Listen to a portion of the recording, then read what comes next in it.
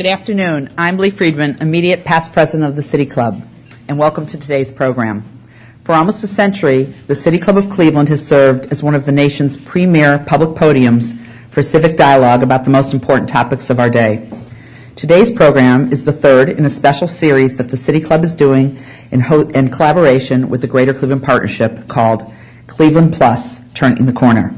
The topic today will be infrastructure and transportation, and we have a very distinguished panel to provide insight into these issues and how they offer extraordinary potential for our region's economic future. Our moderator today will introduce the panel and guide our discussion. Deb Janik, someone most of us in this room know and many of us have worked with, is the Senior Vice President of Real Estate and Business Development at the Greater Cleveland Partnership. Deb provides GCP staff support for public-private partnerships that lead to catalytic, large-scale developments throughout Cleveland and its inner ring suburbs. She works with GCP's Community Development Advisors Group, oversees the Build Up Greater Cleveland Infrastructure Network, and manages GCP's business attraction, retention, and expansion efforts. Previously, Deb was Vice President of Regional Development for the Cleveland-Cuyahoga Co Port Authority, and prior to that, she was Chief of Staff and Chief Development Officer for the City of Cleveland under Mayor Jane Campbell. Deb has clearly dedicated her entire career to the betterment of Cleveland. Please join me in extending a warm City Club welcome to Deb Janik.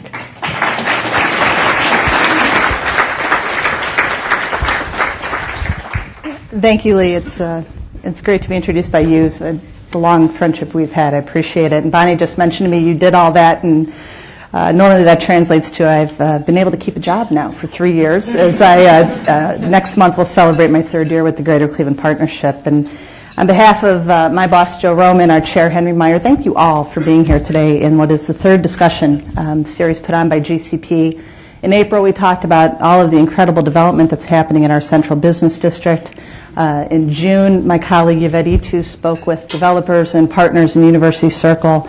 And today, I'm so pleased to be joined by our distinguished panelists to talk about infrastructure and transportation in our city, county, and region. Truly those invisible assets that I think we, the collective we, often take for granted or don't recognize every day until we're stopped in a traffic jam or delayed at an airport or some other issue that neither one of the folks to the right of me want me to dwell on for the next 30 minutes or so. But my responsibilities at GCP afford me opportunities that I never thought I'd have before, and one of those is doing research. So, we look at our competitive cities, we see what's out there in infrastructure and logistics, and just recently I had a chance to experience a major metropolitan area that boasted one of the most friendly logistics systems in the world. I mean, everything was at my disposal. I could get by car easily. I could get by public transit.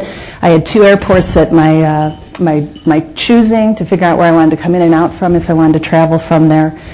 So my business was done quickly. I could see cultural museums. They had a terrific national park system with bikeways and pedestrian ways, and a flourishing theater district. And I did this all just last weekend, and I did it right outside these doors, because what I've just described to you is the city of Cleveland and everything around it. And again, I think we take for granted because you're expecting Pittsburgh or Portland or Boston. It's right here, all of these assets, and these folks are the experts who tie them all together for us. So without further ado, let me introduce to you, to my far right, Port Director Ricky D. Smith of Cleveland Hopkins and Burke Lakefront Airport.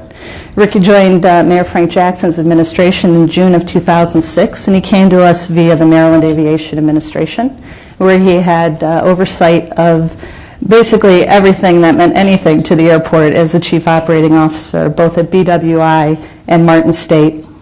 Ricky served more than 14 years at the MAA, beginning as a director in the budget division, which, once you know where the money is, everything's easier, and ending his career with MAA as the chief operating officer. In 2002, Ricky served 2 years as the deputy administrator for finance, information technology administration for the Maryland State Highway Administration. He has both public and private sector experience dating back to 1986. Is active in many associations, and I think we truly can count Ricky as an asset to our city and our region as he's transforming what's happening at our major international airport and Burke. So Ricky, welcome. Our next panelist is Bonnie Teeuwen. who is the Deputy District Director for the Ohio Department of Transportation District 12, which services Cuyahoga County, Lake County, and Geauga County. Bonnie's no stranger to ODOT after taking a hiatus. She had spent 13 years with the organization prior to rejoining the ODOT District 12 office in February of 2007. She has also spent extensive time in the private sector working as for Quality Control Inspection, Inc., as a project engineer on the Euclid Corridor project, and also with Wade Trim and Michael Benza and Associates on numerous transportation and municipal projects. She holds a civil engineering degree from the University of Akron. She is a certified professional engineer. She's my friend and colleague, and we're thrilled to have her with us today. So please welcome Bonnie to the City Club. Last to my left, but not least, we've been having some fun this morning, Adam and I, is Adam Wasserman, who I think is no stranger to anyone in this room or the community. Adam is the new president and CEO, not so new president and CEO of the Cleveland-Cuyahoga County Port Authority. Adam joined the port in 2007, and if you've paid any attention to the exciting, energizing, and creative activities that are going on at the Cleveland Port Authority, I think it's a testament to Adam's leadership and the commitment of his staff.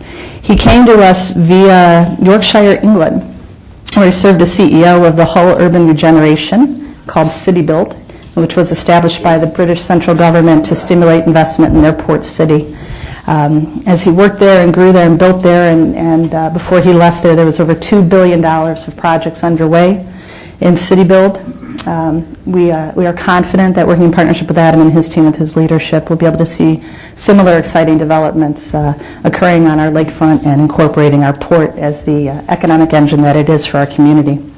Prior to City Build, Adam also served as the executive director of Virginia's Arlington Economic Development Organization, and like my other two colleagues and friends up here, an incredible asset to our community. So please give a warm welcome to all of our panelists.